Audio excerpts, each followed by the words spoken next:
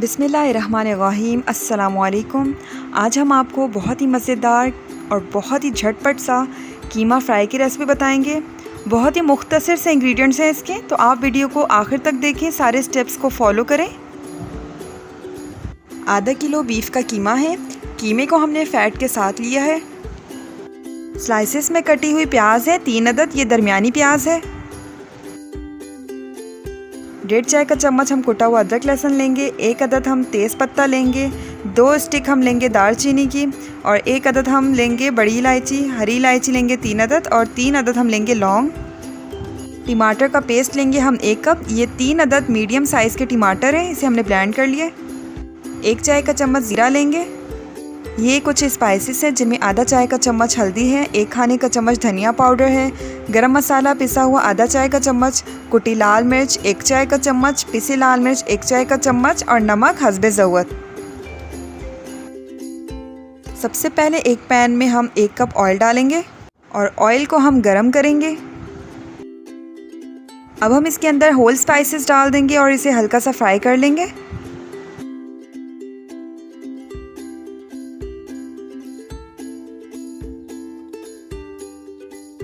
साबुत मसालों को हमने 2 मिनट हल्की आंच पर फ्राई कर लिया है। अब हम इसके अंदर प्याज डाल देंगे और प्याज को फ्राई करेंगे।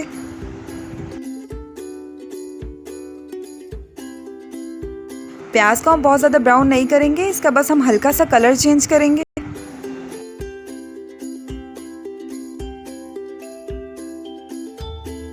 प्याज का हल्का सा कलर चेंज हो गया है। अब हम इसके अंदर कुटा हुआ अदरक लहसुन डाल देंगे और साथ ही इसमें ज़ीरा डाल देंगे। दोनों चीज़ों को 1 मिनट के लिए हल्की आंच पर हम फ्राई कर लेंगे।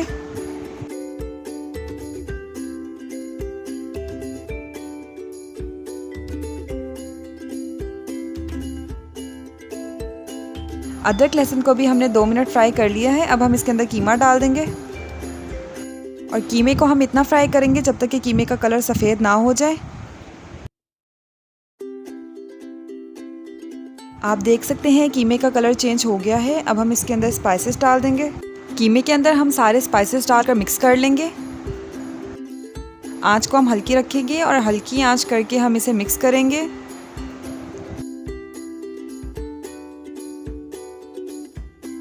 अब हम इसके अंदर टमाटर का पेस्ट डाल देंगे और मिक्स कर लेंगे।